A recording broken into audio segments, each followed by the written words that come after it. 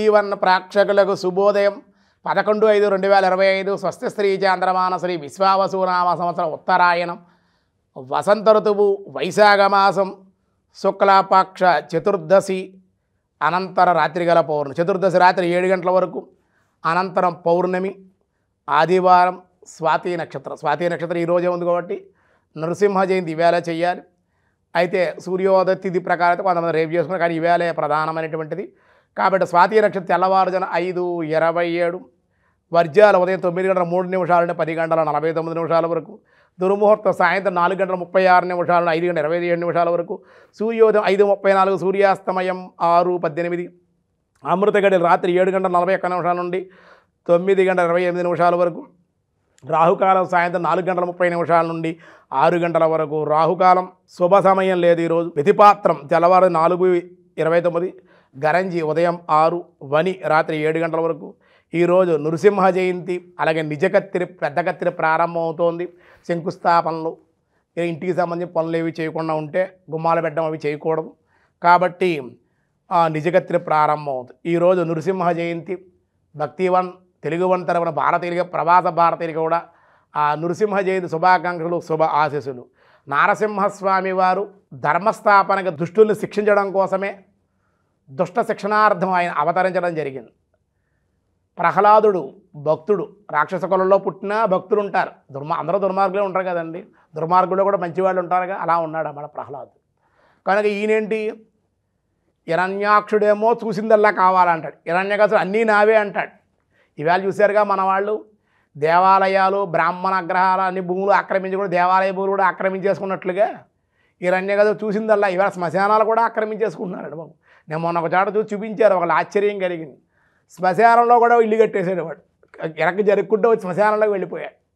అంటే ఇంకా భూతాలు ప్రేతాలు, రాక్షసులేమో దండకారణ్యం మనం ఉండేది, మానవుల్లోనే రాక్షసులు వచ్చేసారు. ఆ మనస్తత్వం వాళ్ళ ప్రదేశంలో ఉన్నాం కాబట్టి అది మనకు వచ్చేసింది, అదే రాక్షసత్వంగా ప్రవర్తిస్తూ ఉంటాం.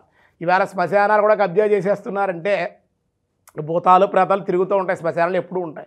ఇంకా వాటిలో ఇల్లుగా కట్టుకున్న మనలో అవి కూడా వచ్చేస్తాయి అన్నమాట, వాళ్ళు కాపరం చేస్తూ ఉంటాయి. అందుకే ఈ భూత ప్రేత కళ్ళు ఎర్రబట్టడం, వాద ప్రతివాదాలు, అహంకార గర్వం, కోపాన్ని చూపించడం, ఏం చేస్తాడో ఉన్మాదత్వం, ఇవన్నీ కూడా ప్రేత లక్షణాలు అన్నమాట.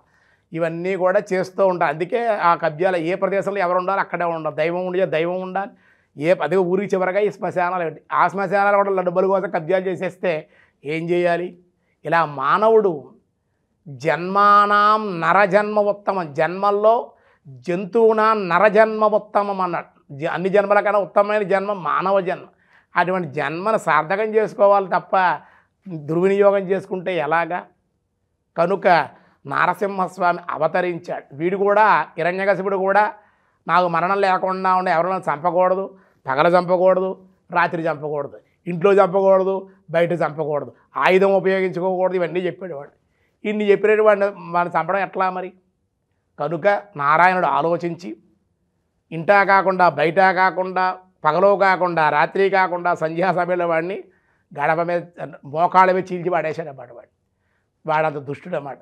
కనుక ఇందుగలడు అందులేడను సందేహంబు వలదు, చక్రి సర్వోపగతుండి ఎందెందు వెదగ చూచిన అందందేగలడు దానవాగ్రిని వింటే. నాన్న భగవంతుడు ఎక్కడ నీ దేవుడు అంటే అన్ని చోట్ల ఉన్నాను నాన్న, భగవంతుడు లేని ప్రదేశం ఏముంది నాన్న, నువ్వేం చదివేవురా అన్నాడు. చదివించిరి నన్ను గురువులు చదివితి ధర్మార్థ ముఖ్య శాస్త్రంబుల్నే చదివితి, చదివినవి కొలది చదువులలో మర్మమెల్ల చదివితి తండ్రి. అనేక శాస్త్రాలు చదివాను, నీతి శాస్త్రం చదివాను, 1, 2 అనేక శాస్త్రాలు అన్ని చదువుల్లో మర్మం ఏమిటయ్యా అంటే వేదాల్లో మర్మం భగవంతుడు ఒకడే, వాడే నారాయణుడు, వాడే శివుడు, వాడే నారాయణుడు. భేదం లేదు, శివకేశవుడు భేదమే ఉంది. భగవంతుడు నాన్న శివుడు ఉండవు, శివుడు విష్ణువు ఒకటే, భేదం ఏమీ లేదు, వాళ్ళ ముగ్గురు ఒకటే త్రిమూర్తులు. అటువంటి నారాయణుడు అంతా ఉన్నాడు నాన్న అని ప్రహ్లాదుడు చక్కగా చూపించాడు, చెప్పాడు. భగవంతుడు చూపించాడు. దేవుడు లేడు అంటారే, ఉన్నాడు రా దేవుడు నా తమ్మల్లో చూపించాడు. వాడు భగవంతుడు వచ్చాడు నరసింహస్వామి. ఈ విధంగా వాడు పొట్ట చీల్చి దుర్మార్గులను, లోకకంటకుల్ని నశింపజేశాడు ఆ హిరణ్యకశిపుని. శ్రీమత్పయోనిధి నికేతన చక్రపాణి భోగీంద్ర భోగమని రంజిత పుణ్యమూర్తే యోగీశ శాశ్వత శరణ్య భవాబ్దిపోత లక్ష్మీ నృసింహ మమ దేహి కరావలంబం అని స్వామిని ఎలిగెత్తి చాటారు కరావలంబ స్తోత్రంలో. నీ చెయ్యి నాకేవయ్యా, నన్ను అనుగ్రహించవయ్యా అని శంకరాచార్యులు వారు ఆపదలో ఉన్నప్పుడు కూడా భగవంతుడు స్తుతించే నరసింహస్వామి రక్షించాడు. నృసింహస్వామి యొక్క ఆరాధన, దర్శనము భూతప్రాత పిశాచ భయాలు, గ్రహదోషాలు, చీడపీడలు ఇవన్నీ కూడా తొలగిస్తాయి. ధైర్యాన్ని, శక్తిని ఇస్తాయి. నెగిటివ్ ఎనర్జీని పోగొడుతుంది నారసింహ ఆరాధన, దర్శనము, ఉపాసన కూడా. అందుకే నారసింహ ఉపాసన చేసేటువంటి వాళ్ళు జోలికి ఎవరు వెళ్ళరన్నమాట. వాళ్ళు ఏం చేయరు. వాళ్ళు నారసింహస్వామి నిరంతరం జపం చేసుకుంటారు, నారాయణ నరసింహస్వామి ఆరాధన చేస్తారు. వాళ్ళు ఎవరి జోలికి వెళ్ళరు, ఎవరిని ఇబ్బంది పెట్టరు. వీళ్ళని ఇబ్బంది పెడితే వాళ్ళకి యాక్షన్ వెంటనే ఉంటుంది. వీడు ఏం చేయడు, వీడి బాధపడితే చాలు అవతల కొట్టేస్తూ ఉంటారు. అందుకే నరసింహోపాసన చేసే వాళ్ళతో జాగ్రత్తగా ఉండాలని చెప్పారు. వాళ్ళకి ద్రోహం చేయడం కానీ, నమ్మక ద్రోహం చేయడం కానీ, వాళ్ళని ఇబ్బంది పెట్టడం కానీ, వాళ్ళ జోలికి వెళ్ళడం కానీ చేస్తే తిరిగి ఎఫెక్ట్ అంత ఉంటుంది. నరసింహస్వాముల శక్తి చాలా అమోఘమైన శక్తి. అన్నమాచార్యులు ఇబ్బంది పెడితే ఆయన జరగలేదా? భక్త రామదాస్ గారిని ఇబ్బంది పెట్టినప్పుడు కూడా కాపాడింది నరసింహస్వామి. శంకరాచార్యుల వారిని కాపాడింది కూడా నరసింహస్వామి. అందుకే కరావలంబం నా చెయ్యి నాకేపోయి నన్ను అనుగ్రహించవయ్యా స్వామి అని విశేషంగా నరసింహస్వామి వారి యొక్క ఉద్భవించినటువంటి రోజు ఈ రోజు అన్నమాట. అంచేత నరసింహస్వామి ఆరాధన, పానకం నివేదన, వైశాఖ మాసంలో పానకం నివేదన చేస్తే చాలా మంచిది. అందులో నరసింహస్వామి వారికి పానకం నివేదన చేస్తే 10 మందికి పంచిపెడితే చాలా విశేషమైన శక్తి అని చెప్పారు. దినారంభ చక్రంలో ఈరోజు ముందుగా మేషరాశి వారికి ఈరోజు చాలా బాగుంది. గృహలాభం, శుభకార్యాలు, విందు వినోదాల్లో పాల్గొనే అవకాశం. వృషభ రాశి వారికి వాహన ప్రాప్తి, వ్యాపార లాభాలు, ఉద్యోగంలో ప్రమోషన్లు ఉండే అవకాశం. మిథున రాశి వారికి స్త్రీల వ్యతిరేకత ఉండే అవకాశాలు, కొంచెం అనుకోని ధనం ఖర్చు అయ్యే అవకాశం, ధనం రొటేషన్ చేయక ఇబ్బంది పడే అవకాశాలు ఉన్నాయి. కర్కాటక రాశి వారు పాత వస్తువుల అమ్మకం, కొత్త వస్తువులు కొనే అవకాశాలు, మార్పులు, వాహన మార్పులు, రుణములు తీర్చే అవకాశం, స్థానచలనం ఉంది. సింహరాశి వారికి అనారోగ్య సమస్యలు, శారీరక శ్రమ, వివాహాది శుభకార్యాల్లో బట్టి పాల్గొనే అవకాశం ఉంది. కన్యారాశి వారికి ధనలాభం, వాహన ప్రాప్తి, యత్నకార్య సిద్ధి. తులారాశి వారికి స్త్రీ మనోల్లాసం, శుభకార్యాలు కలిసి వచ్చుట, మాతృసౌఖ్యం, కీర్తి. వృశ్చిక రాశి వారికి విందు వినోద లాభాలు, శుభప్రాప్తి, ప్రయాణాలు.